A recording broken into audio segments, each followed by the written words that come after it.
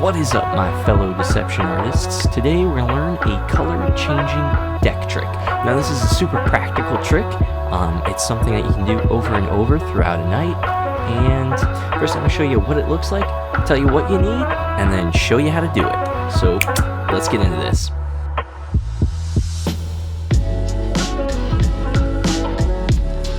Alright, let me show you what this trick looks like, and then I'll show you how to do it. First, I take out a deck of cards, and I say, inside of this deck of cards is a prediction. And it doesn't matter if I tell you that now, because it's not going to affect the outcome of the trick. So, I can show you that every card in this deck is actually different, and I'm going to have you choose a card, but I don't want you to just pull one out all willy-nilly. I want you to really think about the card that you choose, so we're going to go through the cards one at a time, nice and slow like this. And anytime you want, you just say stop. So let's say you say stop here. Now you have a choice. You could go with the 6 of clubs, or you could go with the Jack of spades, or you could keep going. So let's say they say keep going, and they say stop again. Now again, they have a choice. They could go with the King of spades, or the Queen of spades, or they could keep going. But let's say they go with the Queen of spades. Now they could have kept going, and all the cards are different, but they went with the Queen of spades. I made the Queen different from every other card inside the deck. But I know what you're thinking. It's the one blue card inside a red deck. But watch close. All of the cards are actually blue. All of the cards, with the exception of one card. And hopefully this is the one, or I'd be a terrible magician. Now, you must be thinking now, there's another red card somewhere in the deck, but I can show you that there are no other red cards in the deck. In fact, there are no red cards at all. And that is del performance. Alright, so let's get into the how-to. Now, maybe you've already figured this out, but why are you watching this video if you already know how it works? So the way that this works is you need 3 things. You're going to need to know how to do a double lift, the gravity change, and you're going to need a gimmick. A double back card. Alright, now if you don't have a double back card, you can easily make one. You grab a red deck, you grab a blue deck, you take double stick tape, put it on the card, slap them together, and you can make a double stick card. That's one way to do it. Another way to do it is the way I do it, which is I actually split my cards and I glue them together with a glue stick, and I show you how to do that in this video right up here. So if you want to learn how to do that, I highly recommend it, especially if you're kind of serious about card magic. You can make your own gimmicks once you learn how to split cards. Pretty necessary skill to have if you want to go that route. If not, use your double stick. Most people actually have one of these lying around. They have no idea what to do with it. Okay, double lift and the gravity change. I'm going to go through the trick and I will explain how to do both of those. But if you do want more info on either of those tricks, I have some links in the description that'll show you how to either do the gravity change a little bit more in depth, or some double lifts that look a little bit smoother than the beginner double lift I'm going to show you. So let's go through this. So here's the setup. Is all you do is you take your double backer, red side up on the face. So we're doing obviously a red to blue. If you're going to do a blue to red, you put the other one up. So you just reverse everything. Doesn't matter. We're going to go with the blue deck and the red card face up on the blue deck. By the way, you place it in the box. The box does help sell the trick for whatever reason. Now when I take these out, I always say I have a prediction inside of this deck. And I can say that at the beginning because it won't matter. That usually intrigues people, and they know before you've even started that there is some kind of trick involved, and they're going to be looking for that trick. They're going to be looking for some kind of mark or some prediction or something. And it won't matter. It really won't matter. It actually just makes the trick better that you tell them that. So when I take the cards out, I probably didn't do this in the explanation. I took them out face up with the red facing them. You actually want to do it with the faces facing them. And the way you want to do this, you want to be a little bit subtle about it. So you want to put your red cards, actually, let me put this, go back a minute. You want to open it so they see the red sliver here.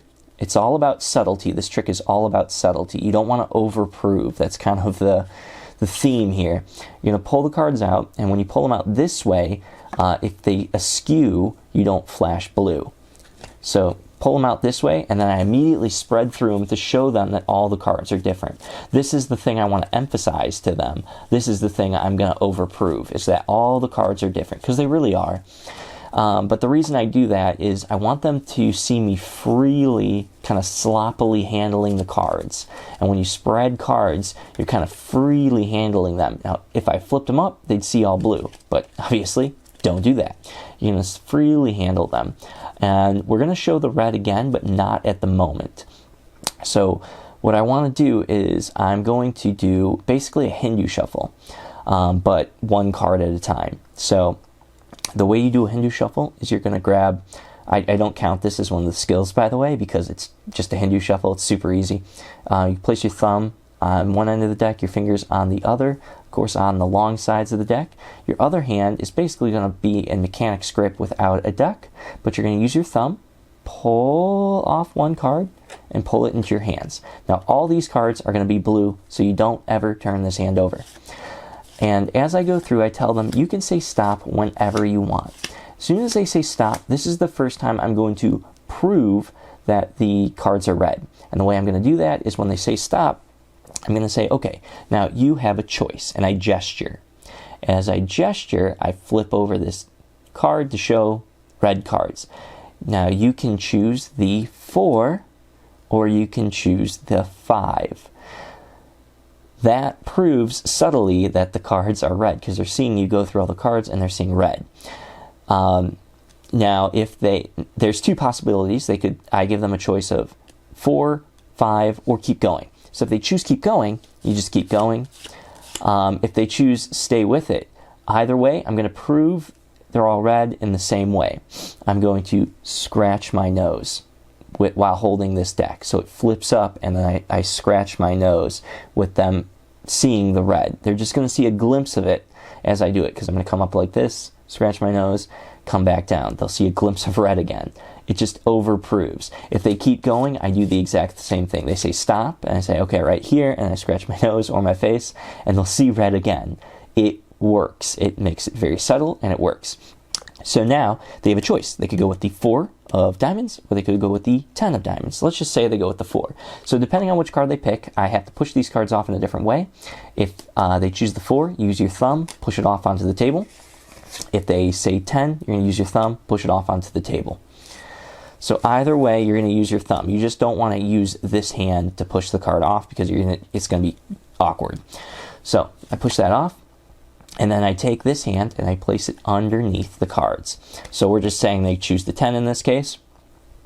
And I say I made the 10 different from every other card in the deck. And this is the last time I prove. It's kind of a rule I have of 2, 3. So whenever you have to prove something is, like, say a deck is red, don't do it more than 2 or 3 times. 2 is optimal, 3 is maximum. If you keep proving over and over, they're going to get suspicious.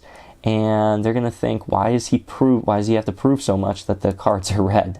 And they're going to overthink it, and they're going to analyze, and they're going to figure it out. So I just point to it one more time. This is the last time I prove. I then flip the card over to show that it's blue. And at this point, I flip it one more time. That's important. You want it to end face up. And I flip the entire deck over. And I say, now you think there's one blue card in a red deck, but watch. I'm going to now do the gravity change. Very easy change. Probably one of the easiest changes you could learn, but super visual. So what you're going to do is you're going to grab in biddle grip, which means your thumb's behind and your fingers are above. By the way, for this and the double lift, I'm going to go into them in more depth at a different angle, at your angle.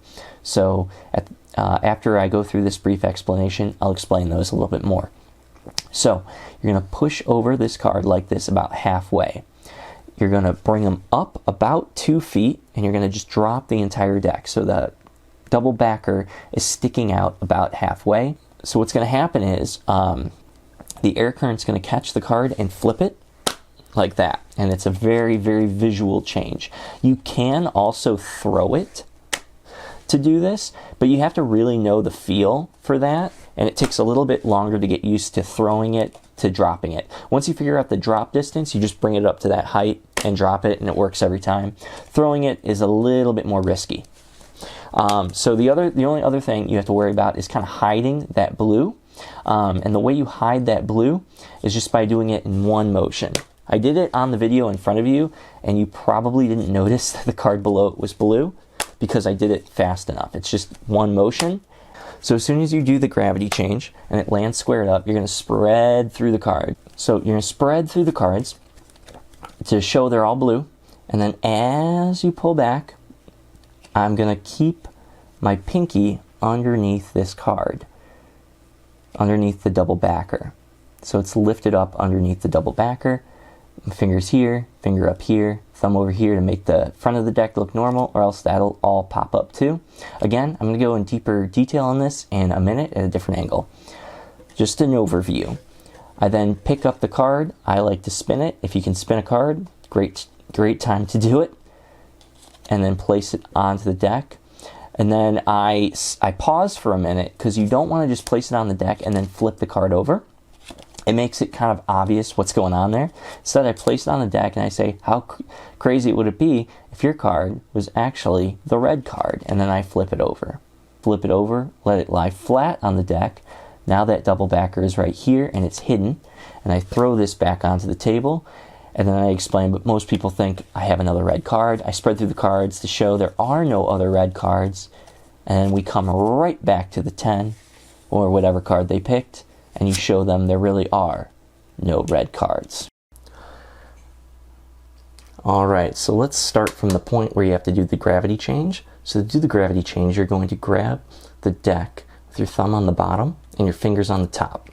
You're going to take your thumb, push the top card about halfway off.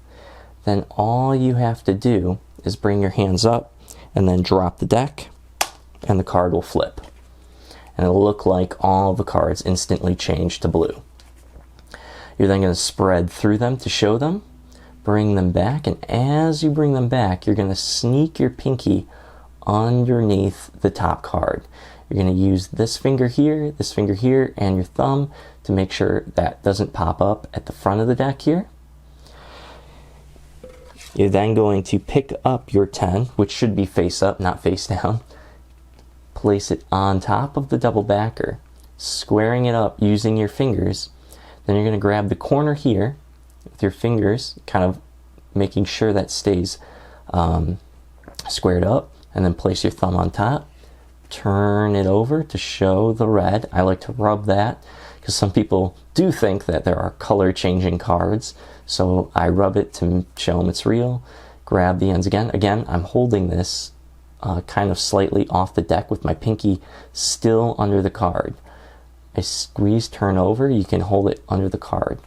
So once I show them once, I turn it over and let it fall to the deck, because now the red is facing down and you can just peel off the chosen card. I drop it back on the table, spread to show there are no other red cards. Remember, it's right here. To show there are no other red cards. And then all you have to do is pick up the 10 to show there really are no other red cards. Alright guys, that was all there was to it. So if you found this helpful at all, make sure to leave a comment, like, and subscribe. Also, I'm also looking for more ideas on what I should post. If you have any ideas, shoot them in the comments below. Or ideas on how to improve this particular trick, please leave them in the comments below. I will see you guys later.